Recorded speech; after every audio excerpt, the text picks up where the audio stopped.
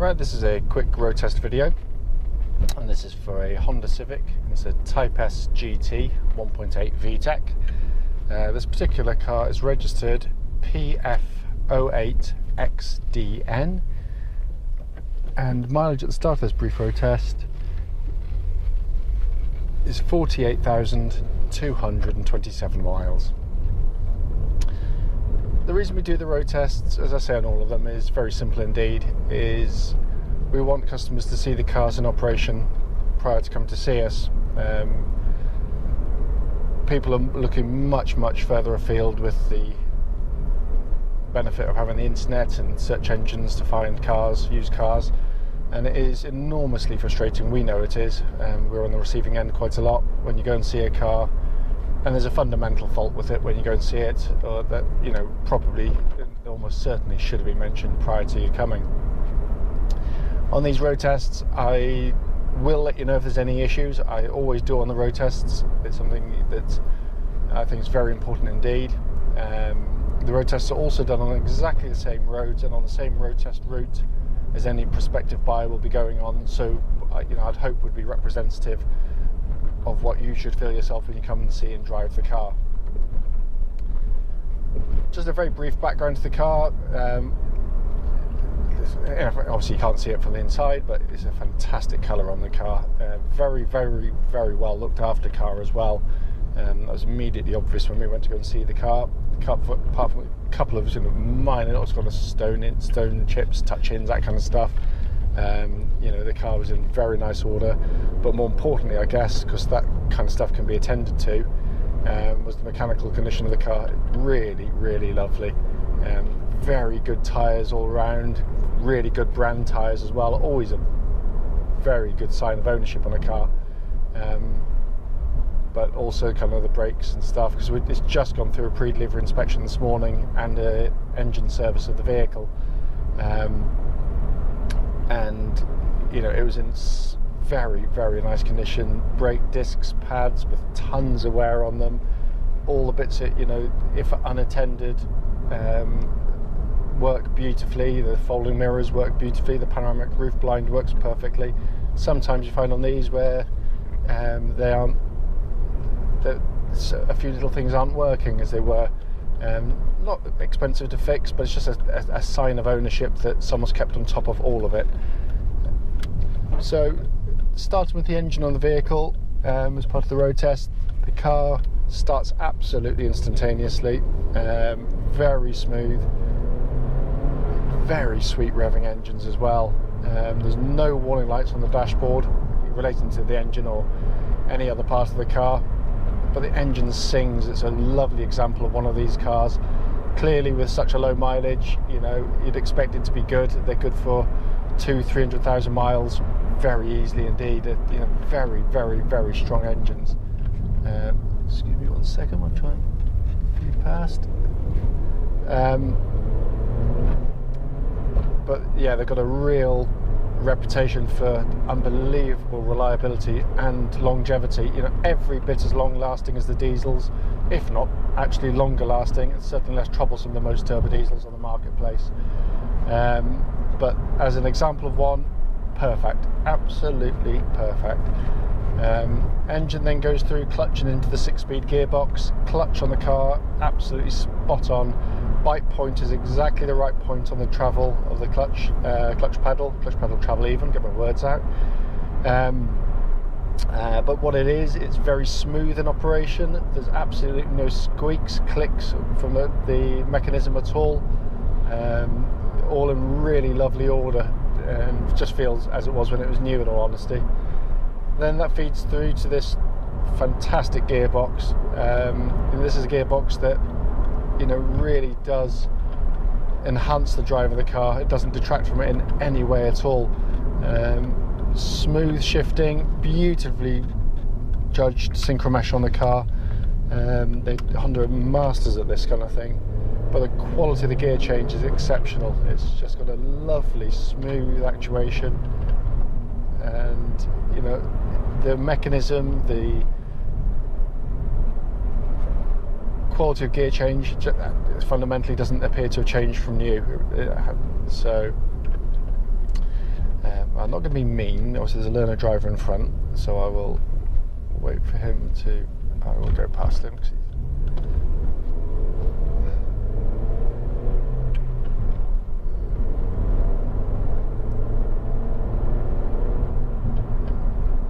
But as I said, you know, it's an object lesson to other manufacturers in how to do a gearbox. They really are. But it's you know, in terms of the powertrain of the car, engine, gearbox, and clutch, absolutely spot on. There's nothing to concern yourself with at all. Worth pointing out as well, of course, that these engines are cam chain driven, so there's no cam belts on them, so there's no scheduled change at all. Which is exactly what you'd want to hear, so no big bills looming.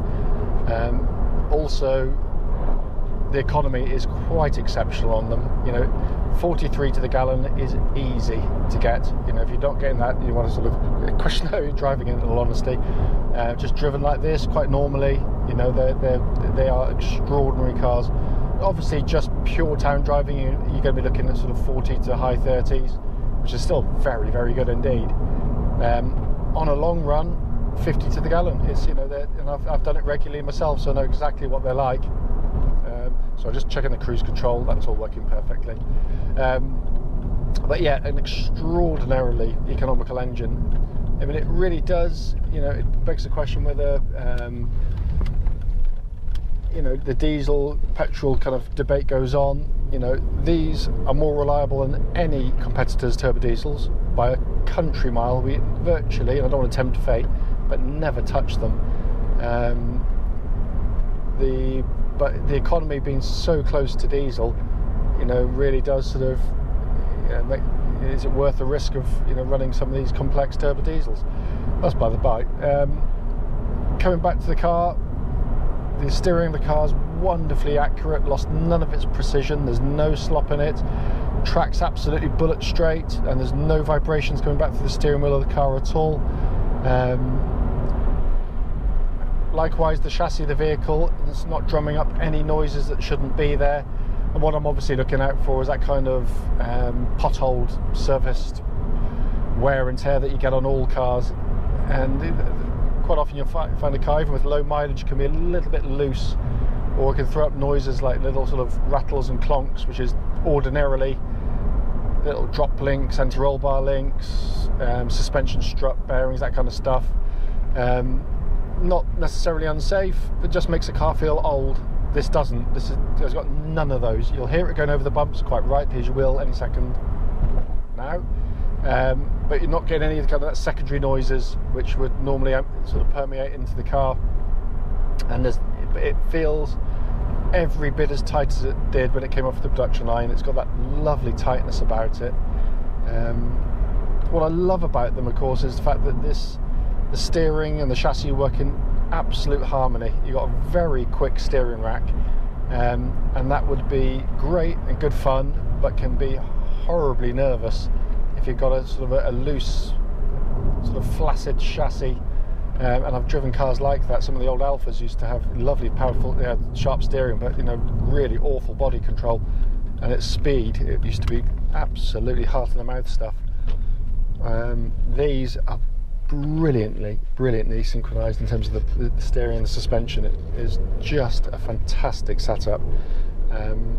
The ride, which is always a bone of contention, I think they've got it absolutely spot on, because comfort is a very subjective thing.